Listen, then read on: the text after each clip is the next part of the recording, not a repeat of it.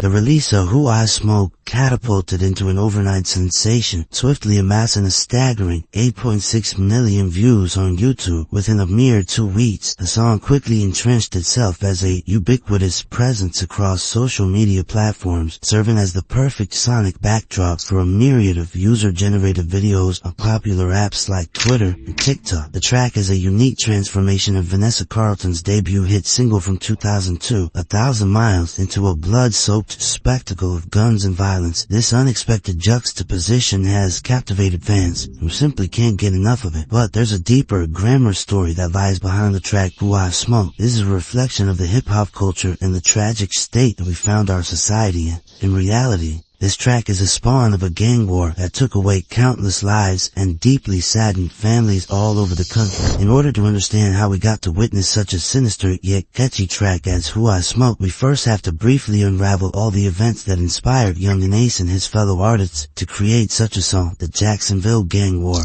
Allegedly, one of Young and Ace's most formidable shooters goes by the name of Queso, currently facing 2 charges of first-degree murder. Queso played a pivotal role in propelling the Jacksonville rap violence into the limelight. He took matters to the extreme by allegedly murdering Julio's 16-year-old brother, Bibby, in a shocking incident. Back in February 2019, Bibby and a friend were sitting outside his apartment when an assailant approached and opened fire. Tragically, Bibby and his companion attempted to flee, but the assailant relentlessly pursued and ultimately claimed Bibby's life. The impact of losing a younger brother is profoundly distressing, yet Queso and Young and Ace did not stop there. Queso had already attracted suspicion due to the extent of his disrespectful remarks about Bibby in both music and social media. However, before the authorities had gathered enough evidence for his arrest, Queso allegedly committed another murder with assistance from his own father. In 2018, Queso's brother, Boss Goon, released from prison after serving 7 years for burglary. He aimed to turn his life around and pursue a music career instead of remaining involved in street activities. Fortunately,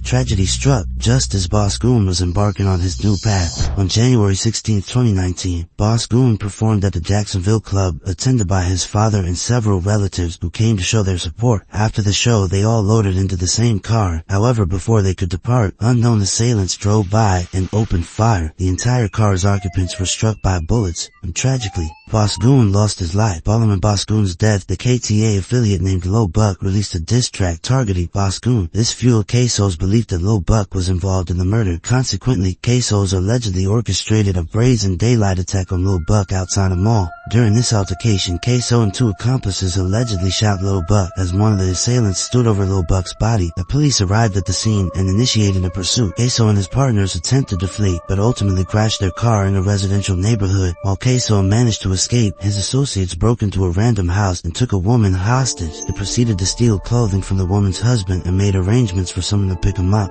Later, the hostage identified Queso's associates Dominique Barner and Leroy Whitaker from Alina, recognizing them by their tattoos. Barner's subsequent arrest presented a significant setback for Queso. During police interrogations, Barner allegedly identified Queso as the shooter and also implicated Queso's father for providing transportation after the home invasion and shoot. Just a mere week prior to the release of the track Who I Smoke, a song that unabashedly disrespects a number of rappers, including Bibby, Queso finds himself formally charged with the very murder of Bibby. A local rapper linked to a violent gang in Jacksonville is in jail on 2 separate murder charges. Hakeem Robinson was charged in connection with the 2019 murder of 16-year-old Adrian Gaynor Jr. In the midst of these events, law enforcement officials remain actively in pursuit of Abdul Robinson Jr., brother of Queso, who's been a wanted fugitive since February, implicated in the murder of Lil Buck. Interestingly, this intricate family affair has prompted the authorities to intensify their scrutiny of all individuals associated with these shootings, particularly Queso's father. Law enforcement has already implicated Abdul Robinson Sr. to justify his involvement as a prominent figure within the ATK crime organization. The unfolding developments within this family-run fiasco have shed light on a broader network encompassing these incidents, drawing attention to law enforcement agencies seeking to uncover the truth. And the ATK gang, Ace's top... As additional evidence, including self-incriminating statements, continued to accumulate, law enforcement agencies widened their investigations, setting their sights on ATK as a fully fledged criminal organization. The authorities took a bold step by designating Queso's father as a reputed crime family boss with a 30-year tenure in Jacksonville. This development underscored the depth and breadth of their pursuit, implicating not only individuals but also painting a larger picture of organized criminal activity in the region. The investigation delved into the intricate web of connections and operations surrounding ATK, leaving no stone unturned in the pursuit of justice. Meanwhile, as Queso and his family found themselves behind bars, the ongoing feud between ATK and KTA continued to unfold both in the streets and through the medium of music. Surprisingly, the feud even spilled over onto the social media platform Clubhouse, where an unexpected conversation took place just 2 days before the release of Ooh I Smoke on March 26, 2021. In a rather bizarre turn of events, Young and Ace and his nemesis, a rapper who goes by the name of Fulio, along with surviving members from both sides of this beef, including Zion Brown's sister, a target of ATK's attempted attacks, found themselves in the same Clubhouse room. This unlikely gathering sparked a conversation that many fans of Jacksonville rap could have never anticipated. During this discussion, Fulio recounted a fight he had with ATK's Lil Popper at a mall in Jacksonville back in 2018. Interestingly, Fulio argued to Ace that the altercation lasted longer than what was captured in the video footage, highlighting discrepancies between the public perception and the actual events that transpired. This unexpected Clubhouse conversation served as a rare and unexpected moment of direct interaction between key players involved in the ongoing feud. It provided an intriguing glimpse into the dynamics of the conflict and offered fans a surreal experience they could hardly have imagined. 2 days later, on March 28, 2021, Young and Ace, along with Spinner Beans, Wappa with the Chopper, and Fast Money Goon, unleashed their game-changing track, Ooh I Smoke. This song boldly and ruthlessly dissed a multitude of adversaries, including Bibby, Tiki, Low 9, Low Petty, Trey D, and Rob K. What sets this track apart was the clever use of a sample from Vanessa Carlton's 1,000 Miles, scandalously remixed to create an irresistibly catchy backdrop for their lyrics about smoking their deceased enemies. In no time, Ooh I Smoke went viral, garnering millions of views and attracting attention from the YouTube community. Countless reaction videos and discussions surrounding the viral hit began to circulate online, with the YouTube culture vultures eagerly diving into the fervor surrounding the track. The song's explosive popularity reverberated throughout the online space, further fueling the ongoing interest in the Jacksonville rap scene. The beat is what people thought 2021 would be, and the lyrics is what it actually is. I've never got chills from how creepy this is, yet so fire at the same time. Dealing with the loss of loved ones is already a challenging and painful process. The situation becomes even more distressing when the entire internet is singing songs about smoking.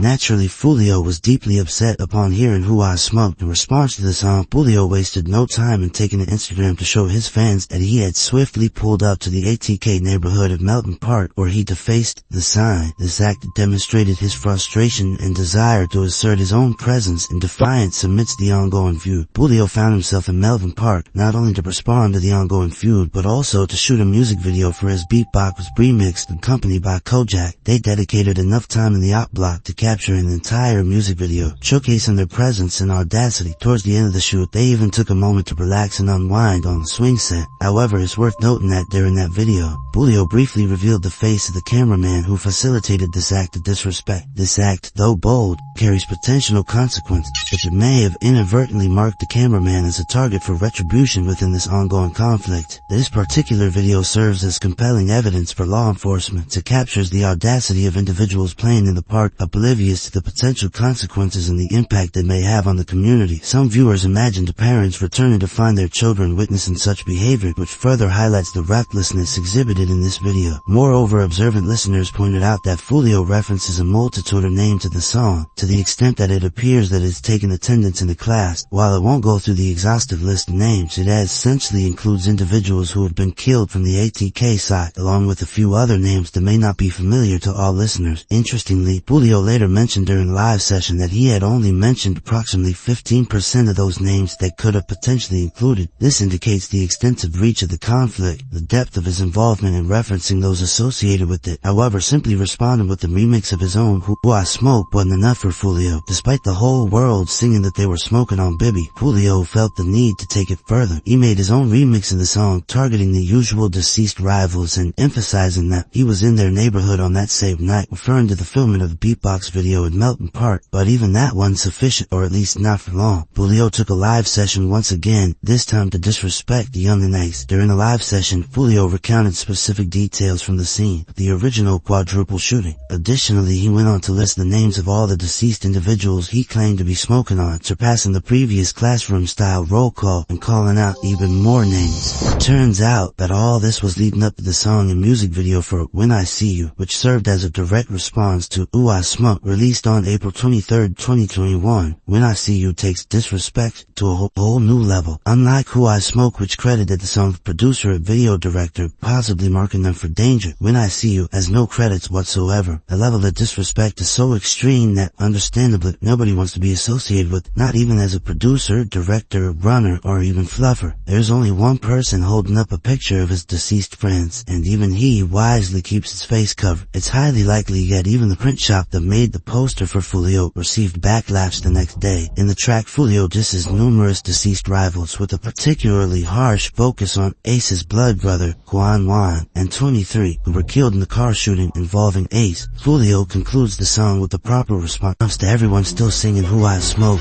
reminding them that Rollo died with his weapon for speaking on Bibby. When I See You quickly gained popularity, garnering around 2 million views in just 2 days, and continuing to accumulate millions of views to this day. In fact, the video performed so well that Foolio even went live to boast about his YouTube analytics, revealing that his song marked his biggest 48-hour debut on the platform, and that always went on. There said everybody was little, so it's like, it's normal.